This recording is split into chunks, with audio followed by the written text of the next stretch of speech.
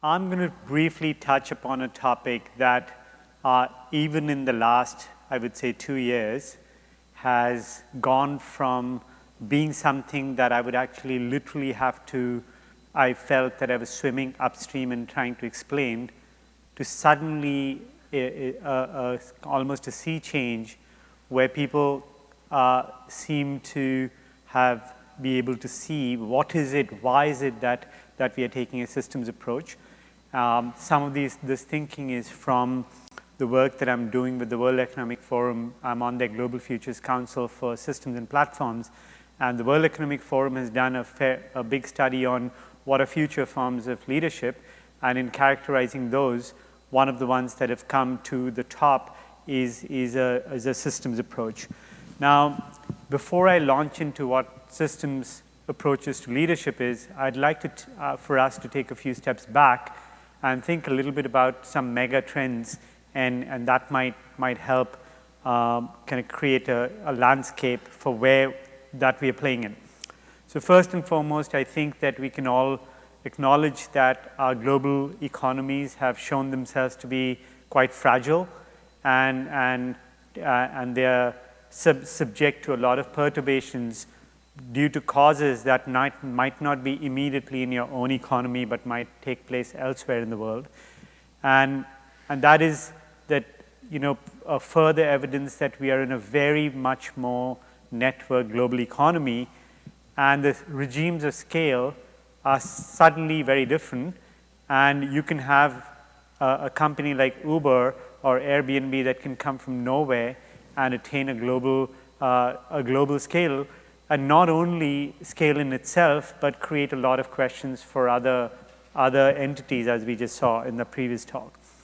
Now, there are some much larger issues at play that used to be something that we could just say that, okay, it's someone else's problem, but it's beginning to affect business in its fundamental form, and that is a question around the uncertain future of our very, very fundamental resources such as water, food, energy, and so on, and the fact that we are in a very connected global economy with very sharp and growing inequities. I think you've heard some of that today, and how the distribution of wealth is changing, and that is creating pressures, and the pressures are already being felt in many ways, including the politics in countries such as ours. And this is leading to many different events of increasing levels of political instabilities and shifts in geopolitical and demographic patterns. And one of the demographic patterns that is really worth paying attention to is how in the developed world, and to some extent in emerging economies, there is a sharp rift happening between the level of income that the richest population have versus the average, and it's the middle class being under attack. But at the same time, countries like India and China having very, very large populations of people stepping into the middle class. So India has brought more people into the middle class in the last decade than the entire population of the US times 1.5. And that is, in a sense, a consumption bomb that our supply chains are not prepared for, and it is having some really interesting effects. And then we are in the midst of the fourth industrial revolution in technologies, and this is no joke. This is nonlinear technologies that have the potential of creating nonlinear positive benefits, but with a disproportionate possibility of creating nonlinear negative effects, unless they're corralled. And these are forces that we are just unleashing, and we don't really understand them. The consumption bomb and the middle class under threat is actually a double threat that has a way in which to throw the wrench into the works into the way our economies are structured, and more on that later. But mainly, no matter what type of player we are, even Stanford, which happens to be in the education sector, and the education sector, jokingly people say, changes fundamentally once every 200 years, typically 50 years after the world order has changed around. So we are not known for representing the most agile entity, and yet we move very fast. But if we normalize it to the rate of change that's taking place, we might actually not have increased our pace in changing, and the question of agility and the rate at which we change become very, very important issues. But there are larger issues at the level of sensibilities.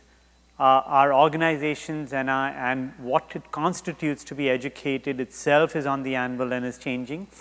What people consider as fulfillment and their identities and the need for them to align with their organizational values is not something organizations had to deal with, particularly in shifting times, particularly in uncertain times where a whole lot of jobs might be at flux. So these things become important issues. But there is a big one, there's a big elephant in the room, which is that we have bedrock systems that our entire civilization stands on.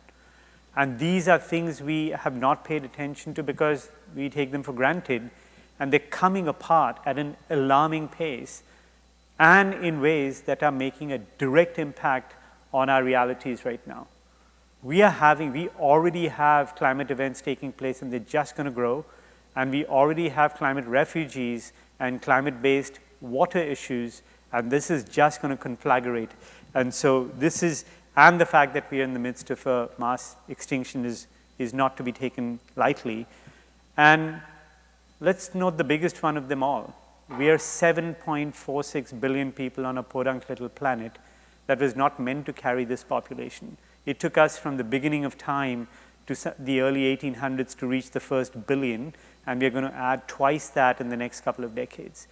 The planet, it's a matter of resilience. One can't grow our systems equitably at that kind of pace.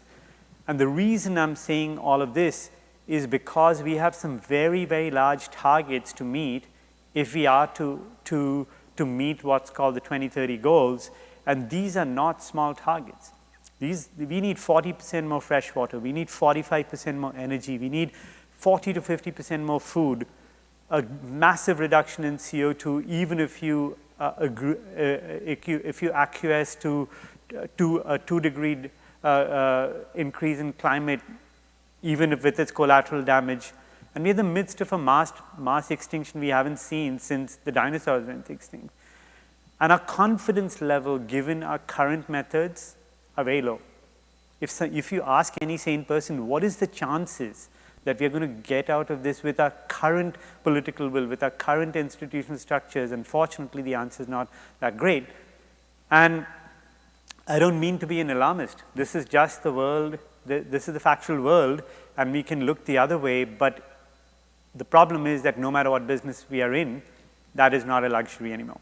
So the fact that the UN has come up with the 2030 goals and the SDGs, the Sustainable Development Goals, is actually now a matter for every sector, not just for the government sector, for the private sector, for the education sector, for civil society, etc. And every time I see this, I feel that it is a little bit like my English teacher, who was a very kind and very fun person, and who gave you the feeling that you're her star pupil, very warm and friendly, and then she'd come and give you with your essay with a big smile, saying, "Here, darling," and you see a C minus, right? This is the planet getting a D minus, right?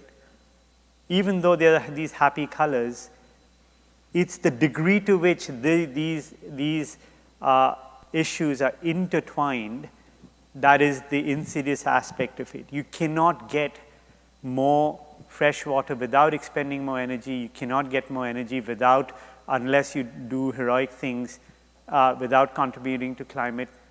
You cannot grow more food without relying on water. You cannot attack poverty without also attacking consumption. These are very intricately intertwined issues, and it is the interconnectedness that makes up current approaches relatively inappropriate, right? and reduces our confidence. Now, these are scaled issues.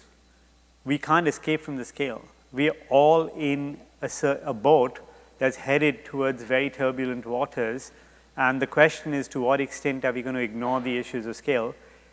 And this is the symbol for the time constant. Time is not on our side. The rate at which we need to move very, very quickly, because we have a narrow window of time to essentially influence systems that our civilization rests on. And these systems are not linear, they're nonlinear.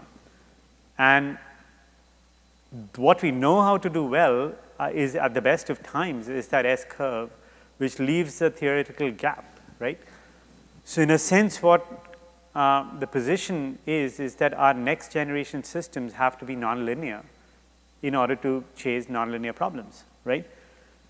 And so what are the characteristics of these challenges? They're scaled, they're complex, more in complexity, they're extremely urgent, they're nonlinear, they're very, very integrated and interrelated.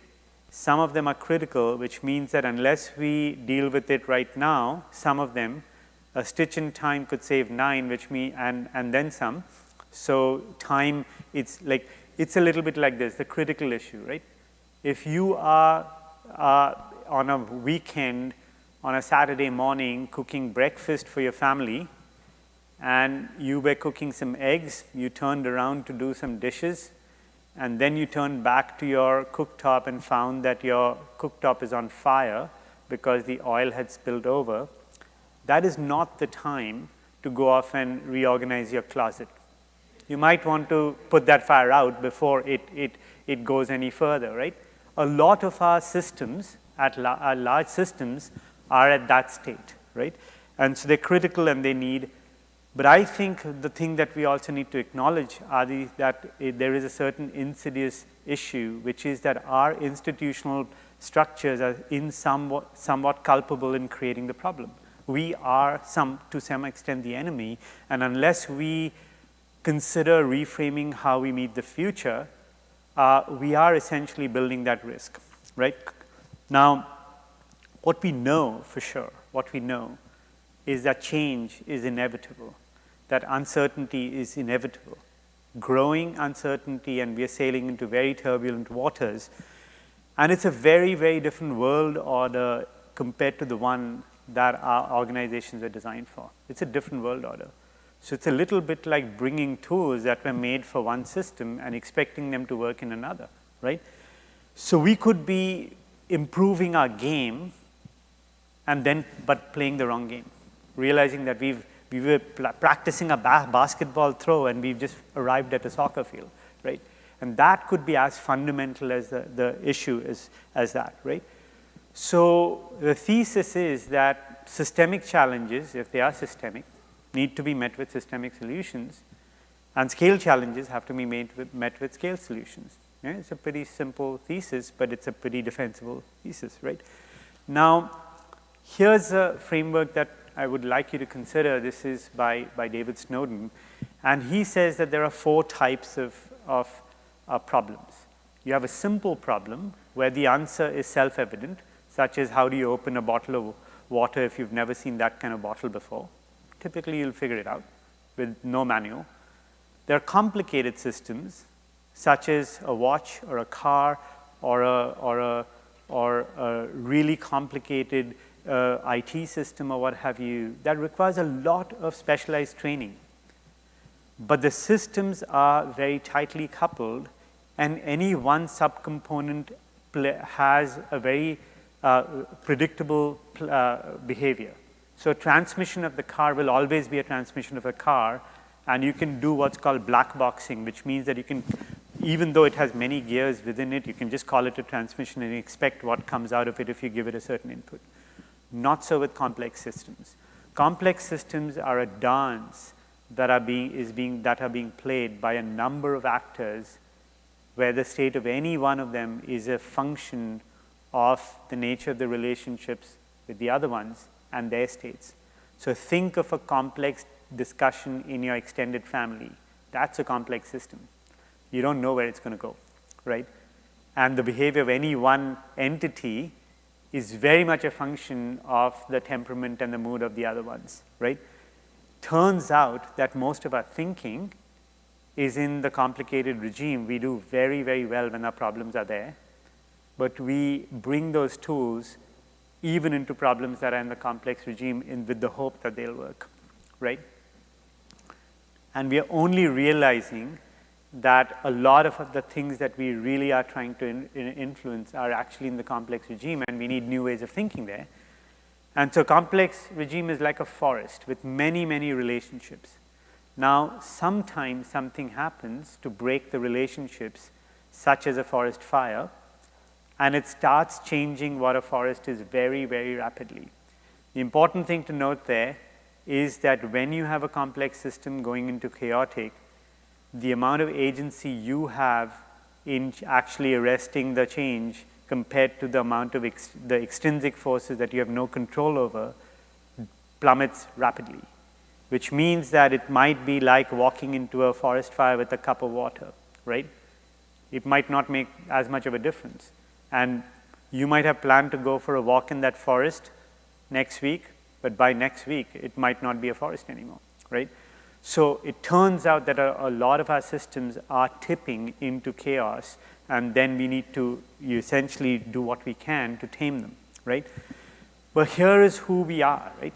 We like simplistic answers. We like bottom lines that are quick, right? And in doing so, we light a fuse that might go off later.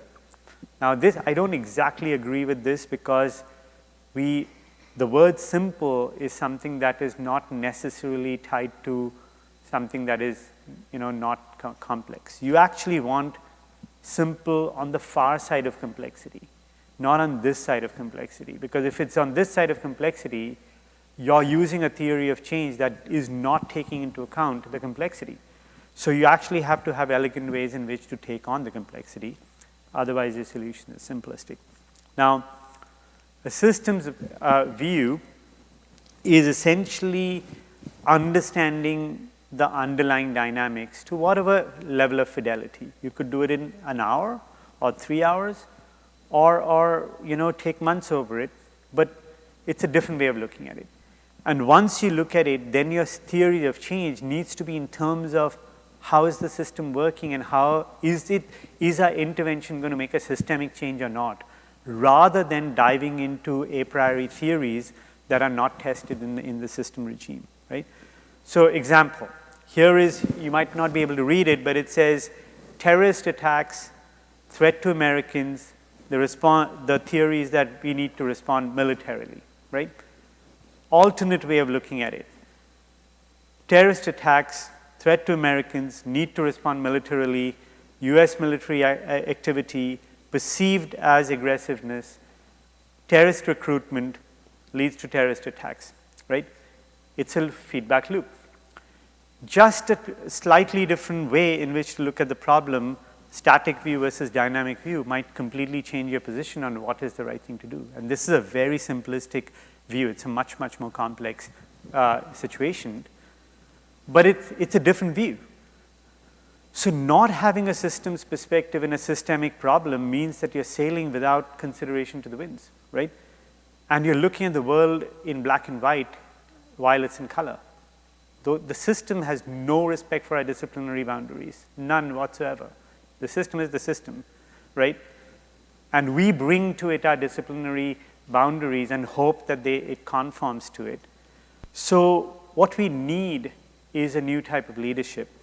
Now, which is very different from this kind of leadership, right? Markedly different, because this is the leadership we know.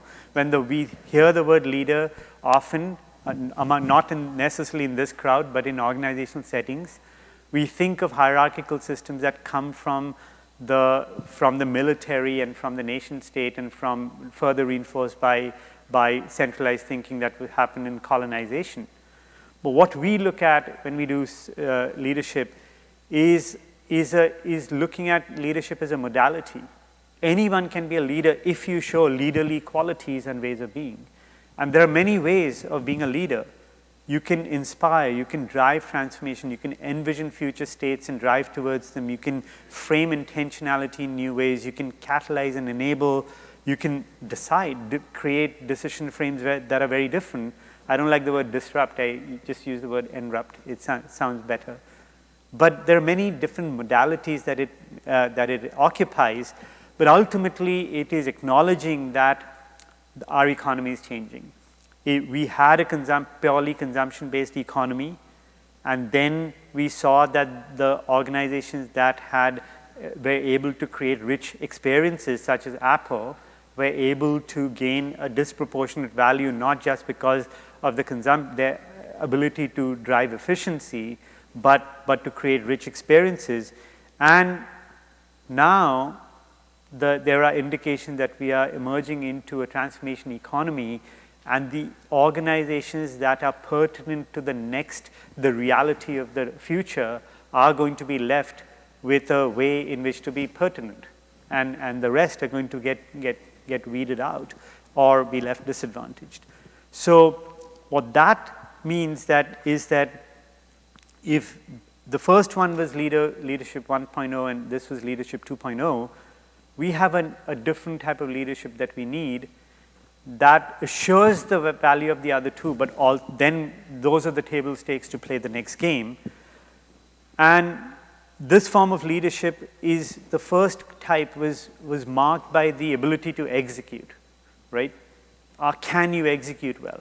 The second kind was, do you understand humans? Do you understand experiences? Can you create pull rather than push? Can you engage, etc.? Can you imagine new experiences, right? The number three is a different game, which is, can you change the system itself, right? Can you create next generation systems? So really quickly, some of the key responsibilities of a systems leader is actually to clone themselves and to create a certain type of innovation capacity.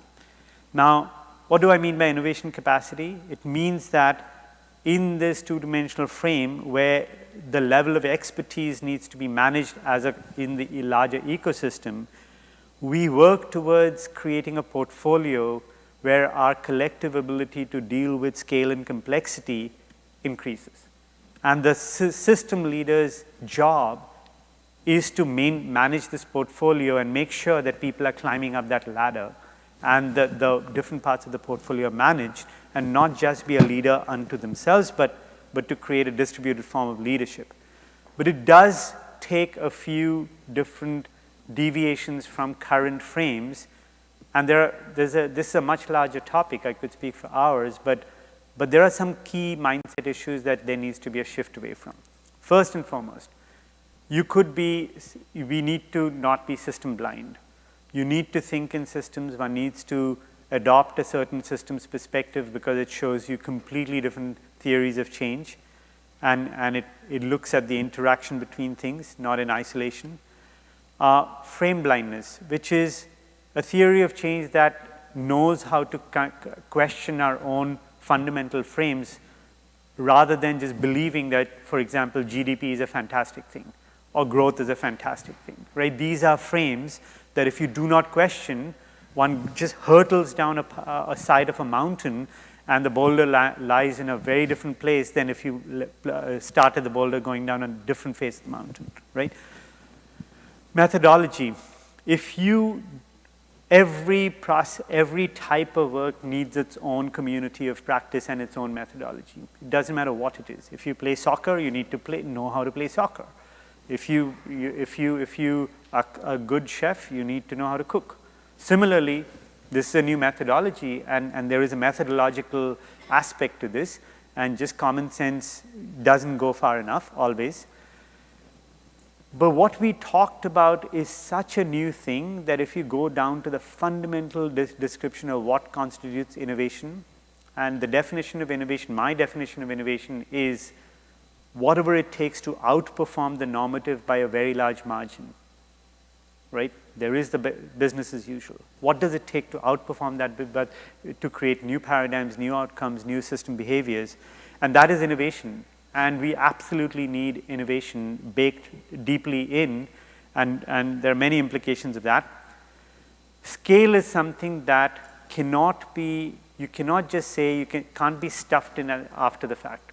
The DNA of scale needs to be baked in at every stage, starting from the early stages. Otherwise, you're relying on blind luck to have it scale.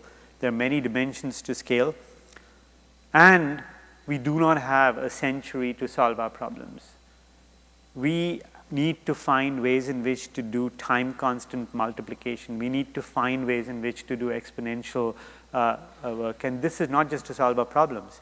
This is where the next generation of opportunities lie. All those problems and the SDGs are all markets in disguise, all needing education of a different order.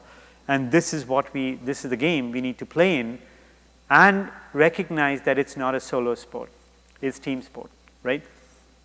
So I'm running out of time, so forgive me for speaking fast. But what this means is that we know how to do this. We know how to collaborate. A screen designer knows how to work with a UI person and with someone who does chipsets and a battery, and we come up with something like a cell phone. And we know how to do this pretty well, but this is not the same as co-creation. Co-creation is putting the challenge in the center and rising beyond your disciplinary boundaries and working in post-disciplinary ways in service to solving the problem.